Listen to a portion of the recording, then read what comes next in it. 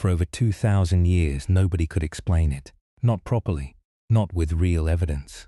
How did a civilization with no iron tools, no wheels, strong enough for the job, and no machinery whatsoever move single blocks of stone heavier than a fully loaded Boeing 747? We're not talking about the pyramid blocks you're picturing right now, the 2 and 3 ton ones.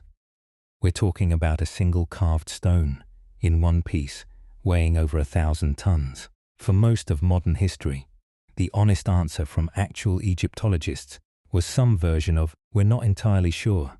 That's not the case anymore. Between a wall painting that's nearly 4,000 years old, a buried river that was only confirmed in 2024, and a diary written by a man who was actually there, we now have the real picture. And it's better than aliens. It's better than ramps stretching to the horizon. It's an actual system with actual physics behind it, and it's hiding in plain sight on the walls of a tomb. Most tourists walk straight past.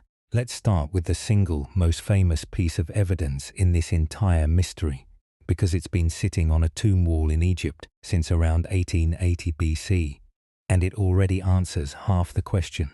In the tomb of a regional governor named Jehuti-Hotep, at a site called Deir el-Bersha, there's a wall painting that has been studied, argued over, and obsessed over by engineers for over a century. It shows a massive seated statue of Jehuti-Hotep himself, lashed onto a giant wooden sledge. Around that sledge, the artist carved 172 men, arranged in carefully drawn rows, all hauling on ropes in disciplined formation. Above their heads, an inscription claims each man pulled with, in their words, the strength of 1,000 men. Obviously, that's propaganda. Every civilization exaggerates its own achievements. But here's the detail that nobody could explain for centuries. Standing right at the front of the sledge, ahead of all those men, is a single figure pouring liquid out of a jar, directly onto the sand, right in the sledge's path. For decades, people assumed that was ritual, a blessing, maybe even pure decoration.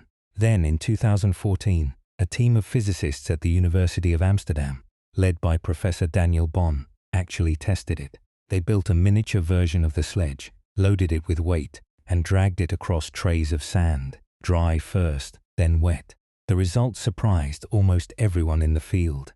Adding water to sand should, by most people's intuition, make it heavier and stickier, harder to move through, like mud. But there's a very narrow window where the opposite happens. A small, precise amount of water creates what scientists call capillary bridges, tiny connections between individual grains of sand that lock them together and stiffen the surface. The sand stops shifting and sliding loosely under the sledge's weight, and instead acts almost like a solid, compacted track. Bond's team found that the right amount of water could cut the dragging force required by roughly half the resistance, which means, in practical terms, the ancient builders could have hauled the same statue with roughly half as many men, or hauled something twice as heavy with the same crew they already had. Now, it's worth being honest here, because actual researchers are honest about this too. Not everyone agrees on every detail of that scene. Some specialists studying the hieroglyphic inscriptions and the physics together have pointed out that, with 172 men pulling, one single person pouring water from a jar seems almost comically insufficient to keep an entire path wet in front of a sledge that size. A few researchers have proposed the liquid might not have been simple water at all, that it could represent lubricating the wooden sledge runners themselves, or even pouring onto wooden planks laid down as a track, rather than directly onto open sand. The debate is still active in academic journals today. But what nobody disputes anymore is the core physics. Wetting a sliding surface, whether sand or wood, measurably reduces the force needed to move an enormous weight, and the ancient Egyptians clearly knew it, because they carved themselves doing it 4,000 years before a physics lab proved them right. So that solves the friction problem. But friction alone doesn't explain the scale of what they were actually moving, because we're not talking about one impressive statue. We're talking about an entire industry of impossible stones. Sit with this number for a second.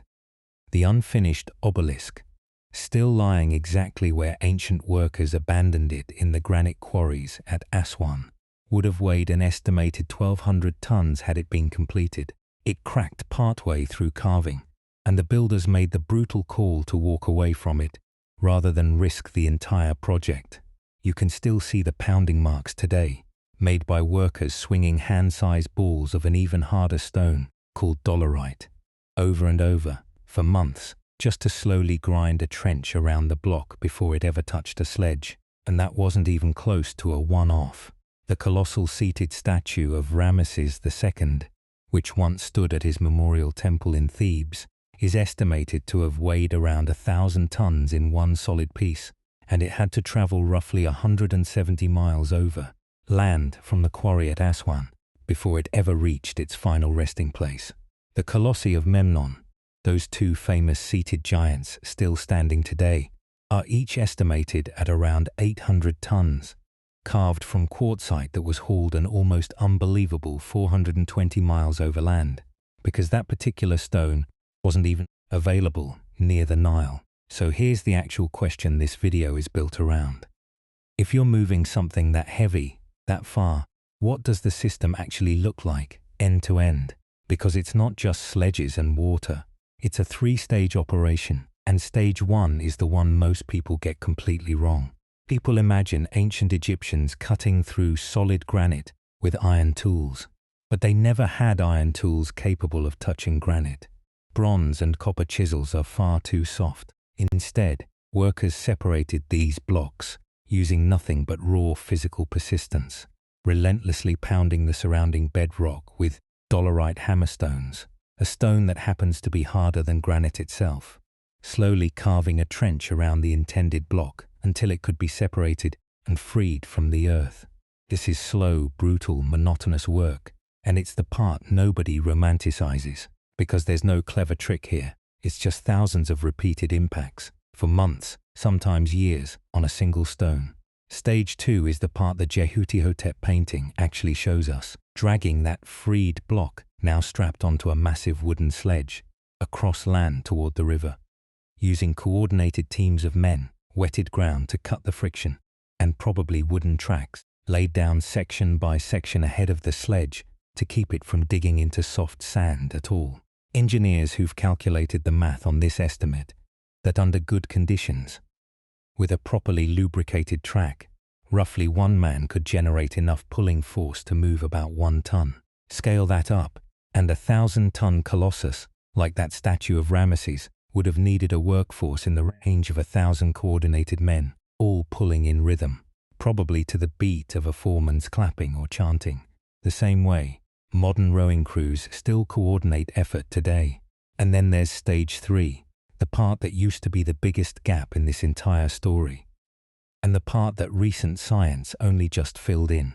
Once that stone reached the riverbank, how exactly did Egypt move 1,000-ton objects hundreds of miles north, without roads, without wheels capable of bearing that load? The answer is the Nile itself, but not quite in the way most people picture it. We know from the records of Queen Hatshepsut's officials that her engineers built a custom barge over 200 feet long, specifically to carry 2 massive granite obelisks at once, with internal wooden ribbing structurally reinforced to keep that much stone weight from literally snapping the hull in half under its own load, a structural failure shipbuilders call hogging.